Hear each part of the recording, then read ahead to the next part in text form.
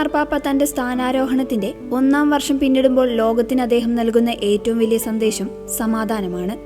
കഴിഞ്ഞ 12 മാസങ്ങൾക്കിടയിൽ തന്റെ വിവിധ പ്രസംഗങ്ങളിലും സന്ദേശങ്ങളിലുമായി 400-ലധികം തവണയാണ് അദ്ദേഹം സമാധാനത്തിനായി ആഹ്വാനം ചെയ്തതെന്ന് വത്തിക്കാൻ പുറത്തുവിട്ട കണക്കുകൾ വ്യക്തമാക്കുന്നു. ഫ്രാൻസിസ് പാപ്പയുടെ മരണശേഷം പുതിയ പാപ്പയെ തെരഞ്ഞെടുക്കാനായി 2-ാം ദിവസം നടന്ന കോൺക്ലേവിലാണ് കർദിനാൾ റോബർട്ട് ഫ്രാൻസിസ് പ്രിവോസ്റ്റ് സഭയെ നയിക്കാൻ പാപ്പയായി തെരഞ്ഞെടുക്കപ്പെട്ടത്. അതിനു മുൻപ് അദ്ദേഹം ഓർഡർ ഓഫ് സെന്റ് അഗസ്റ്റിൻ സഭയുടെ പ്രിയോർ ജനറലായി തെരഞ്ഞെടുക്കപ്പെടുകയും 2001 മുതൽ 2013 വരെ റോം കേന്ദ്രീകരിച്ച് പ്രവർത്തിക്കുകയും ചെയ്തിട്ടുണ്ട്. തുടർന്ന് പെറുവിലേക്ക് മടങ്ങിയ അദ്ദേഹം 2015 മുതൽ 2023 വരെ ചിക്ലായോയിലെ ബിഷപ്പായി സേവനമനുഷ്ഠിച്ചു. പിന്നീട് 2023 ഫ്രാൻസിസ് മാർപ്പാപ്പ അദ്ദേഹത്തെ റോമിലെ ബിഷപ്പുമാർക്കായുള്ള ഡിക്കാസ്ട്രിയുടെ പ്രിഫെക്റ്റായും ലാറ്റിൻ അമേരിക്കയ്ക്കായുള്ള പൊന്തിഫിക്കൽ കമ്മീഷന്റെ പ്രസിഡന്റായും നിയമിച്ചു. റോമിലേക്ക് തിരിച്ചെത്തിയ അദ്ദേഹത്തെ സഭ കർദിനാൾ പദവി നൽകി ആദരിക്കുകയും ചെയ്തു. കർദിനാൾ എന്ന നിലയിൽ സിനഡാലിറ്റി, മിഷണറി, സംവാദം, സാമൂഹികവും സാങ്കേതികവുമായ വെല്ലുവിളികളുമായുള്ള ഇടപെടൽ എന്നിവയ്ക്ക് അദ്ദേഹം വലിയ പ്രാധാന്യം നൽകി. അമേരിക്കയിൽ നിന്നുള്ള ആദ്യത്തെ പാപ്പ കൂടിയാണ് ലിയോ 14 പാപ്പ.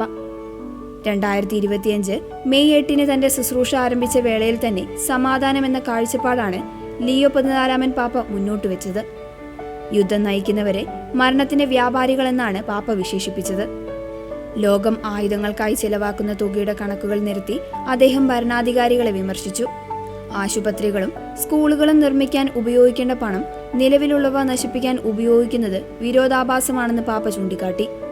തന്റെ 1-ാം വർഷത്തിൽ വത്തിക്കാനിൽ മാത്രമല്ല ലോകത്തിന്റെ വിവിധ ഭാഗങ്ങളിൽ പാപ്പ സമാധാനത്തിന്റെ ദൂതനായി എത്തി. ക്യാമറൂണിലെ ബെമൻഡയിൽ പ്രാദേശിക സമൂഹങ്ങൾക്കിടയിൽ അനുരഞ്ജനം പ്രോത്സാഹിപ്പിച്ചു. ലെബനനിലെ ജനങ്ങൾക്ക് ഐക്യദാർഢ്യം പ്രഖ്യാപിച്ചുകൊണ്ട് സമാധാനത്തിന് പാപ്പ ആഹ്വാനം ചെയ്തു. അധികാരത്തോടും പണത്തോടുമുള്ള ആർത്തിയാണ് യുദ്ധത്തിന് കാരണമെന്ന് മൊണോക്കോയിൽ വെച്ച് അദ്ദേഹം ഓർമ്മിപ്പിച്ചു. ആയുധങ്ങൾ കൊണ്ട് തിന്മയെ കീഴടക്കാൻ കഴിയില്ല എന്നും സ്നേഹത്തിന്റെ ശക്തി കൊണ്ടേ അത് സാധ്യമാകൂ എന്നും പാപ്പ വിശ്വസിക്കുന്നു.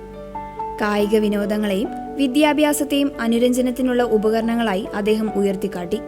അഹിംസയിൽ അധിഷ്ഠിതമായ ഒരു വിദ്യാഭ്യാസ സംസ്കാരം വളർത്തിയെടുക്കാൻ ഇറ്റാലിയൻ മെത്രാൻ സമിതിയോട് അദ്ദേഹം ആവശ്യപ്പെട്ടു. നൂറ്റാണ്ടുകളുടെ ചരിത്രത്തിന് ശേഷവും യുദ്ധം സമാധാനം കൊണ്ടുവരുമെന്ന് വിശ്വസിക്കാൻ എങ്ങനെയാണ് ഒരാൾക്ക് കഴിയുന്നതെന്ന് പാപ്പ ചോദിച്ചു. ആധുനിക കാലത്ത് യുദ്ധങ്ങളെ ഒരു വീഡിയോ ഗെയിം പോലെ കാണുന്ന പ്രവണതയ്ക്കെതിരെയും അദ്ദേഹം മുന്നറിയിപ്പ് നൽകി. യേശുവിന്റെ വചനം ഉയർത്തിപ്പിടിച്ചുകൊണ്ട് ലോകം നിരായുധീകരണത്തിന് തയ്യാറാകണമെന്ന ശക്തമായ സന്ദേശവുമായാണ് ലിയോ 14 മാർപ്പാപ്പ തന്റെ 2-ാം വർഷത്തിലേക്ക് കടക്കുന്നത്.